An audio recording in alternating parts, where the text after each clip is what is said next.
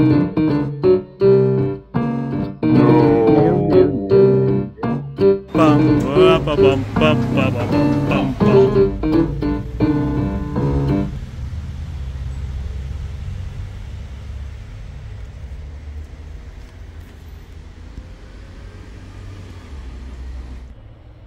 time has come to finally sweep up after Nigel. Look at that lot.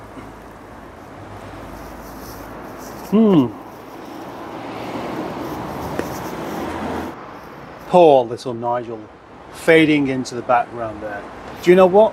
If this car wasn't so special, it would be at the end of the road.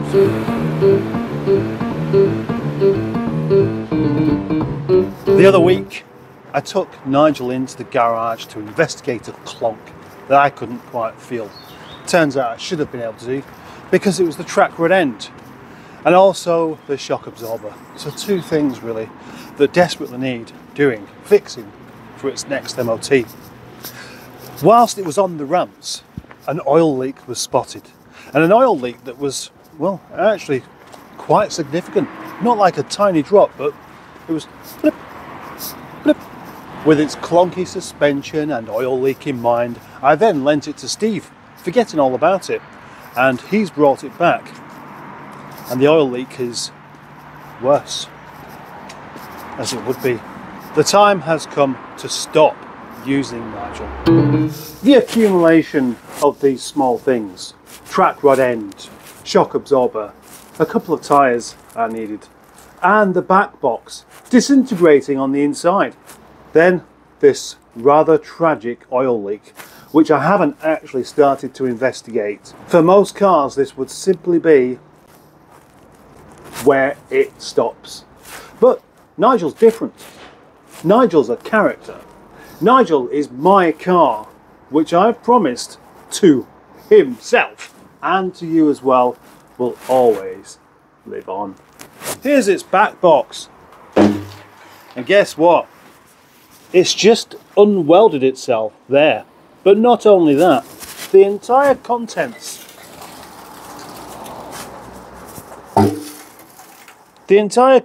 seems to have rusted themselves into nothing.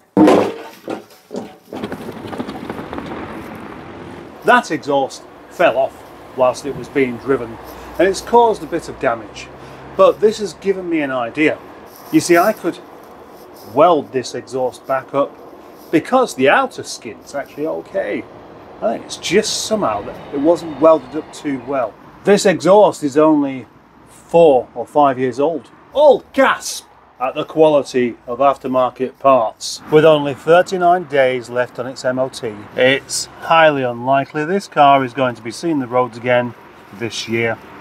Shame really, because of my amazing work on the headlining, the lovely new plum carpet.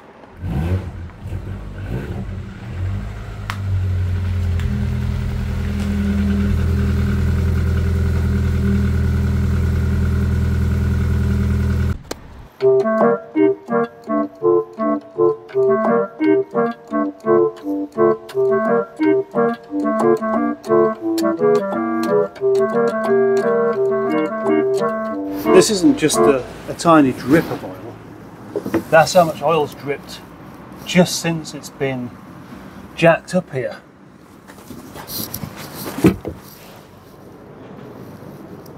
But the whole lot is oily, so it's kind of difficult to tell exactly where it's coming from. It's not like it's just, there's been that much spilling out. It's all over there. It's, I mean, I don't even know what side it's coming from, except that it is dripping from just underneath the oil filter.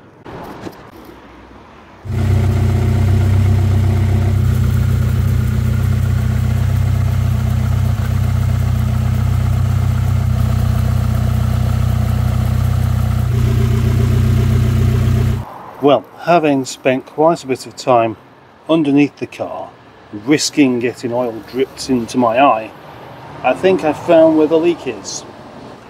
Just under there, underneath the alternator, between the block and the cylinder head. This leak's been going on for a while, but it's only recently it started to become a problem. because previously I could park it up somewhere and not find an oil drip underneath it. But I'm going to say that's a decent sized bit of leakage. how long it's been stood here. So it looks like after all of my talk of the K series being just as good as any other engine, and you could do the head gasket properly, it's not really going to go wrong. You look after it, you warm it up before you thrash it, etc. It should be okay. I might just have to eat my words, but I'm going to eat them very carefully, because no matter what, this plucky little car has to live on. I cannot give up on this. I won't give up on it. So now a little challenge for me, and that is to walk from here to where those containers are, explaining what's wrong with this car, and I've got to get finished explaining before I get to the other side. Right, I'm going to cheat a little bit and go all the way to the fence here, but I am going to walk at my normal stride. Ready? Nigel, the car, needs an exhaust back box. It also needs a shock absorber and a track rod end. Now there's a possibility that the head gasket may well need replacing as well, and then in the boot I need to actually sort that wiring loom out and put a new loom in, but that's fine because I've got one, and I think that's it. Oh no, hang on, I need a tyre, or maybe two. That should be a way of deciphering whether a car is worthwhile keeping or not, but actually write down what's wrong with it and read it out of a list and walk from one side of the yard to the other as quickly as possible. All that can change though once these containers are in and there won't be enough room to move. So as much as that was a bit of a joke, it wouldn't really have made any difference anyway. See, what we still have here is a good solid car.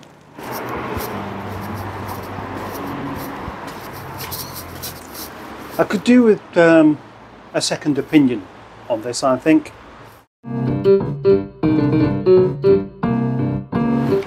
It's always worthwhile taking advantage of the kindly man next door, who not only knows his stuff, but actually likes Nigel.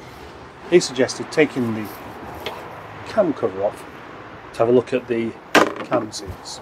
And guess what? Well, that's where the problem is. The cam seals themselves have actually just given up. They're just leaking. You can see that one's wet. You can see that one. You can't see that one, but it's running down there. So it's lucky it's not destroyed the belt. And now for a much bigger problem. I would like to tell you all about the changes I've been making in the lockup, but that's for a different video and it's not very interesting. So instead, I've been keeping this space clear recently, and when I say clear I mean without a car, as I tidy further and further, bits every day, you know. And then I was thinking, oh, I should put my Nigel in here because in its current state, until I get hold of some new crankshaft seals, I don't really want to be starting the engine that much because the oil is just escaping. We don't want the oil escaping all over the floor, do we? No. But it looks like this space might have to be taken by something else after all. Now time for some less than good news. In fact, more than less than good news. Worse news than Nigel's little issue.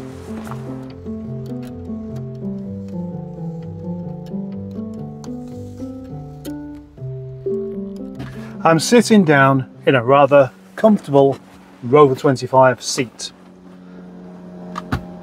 That's about as much as I can do, because unfortunately this CVT gearbox car has gone wrong.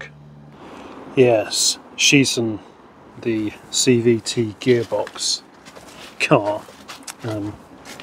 stopped working. Yep, no gears.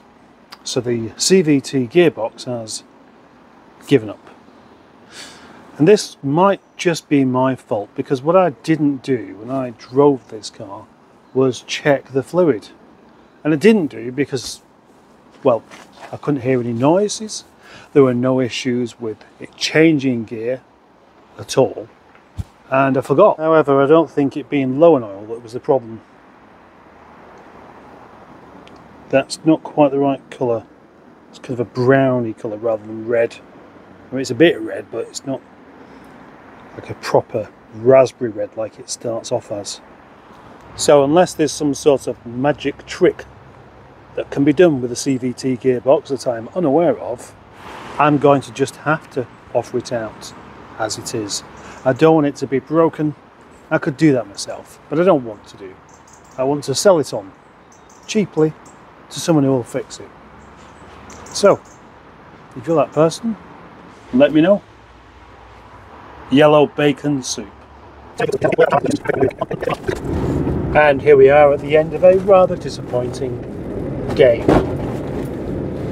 As you can see, it's not dark yet, which means that I'm going home before it's gone dark. And at this time of the year, that means going home early because I'm fed up.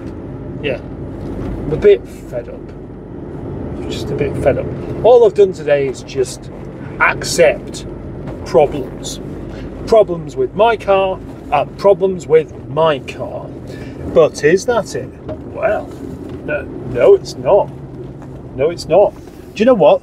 Too many things happen in one day to have a video where it's just about one thing going on. Because as the past few days have gone, a few different things have gone on.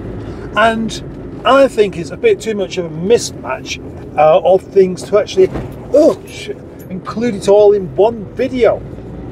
So instead, I'm just going to make you wait to see what's going on. Oh.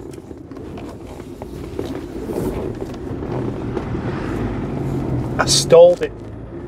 I actually stalled a diesel. How do you stall a diesel? Well, by trying to set off out of a junction in 4th gear. That is it. Meant to be in 2nd. Right, back to the point.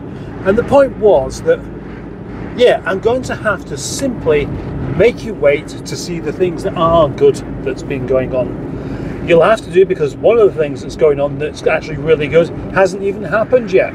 So I can't possibly tell you about it because there isn't anything to tell.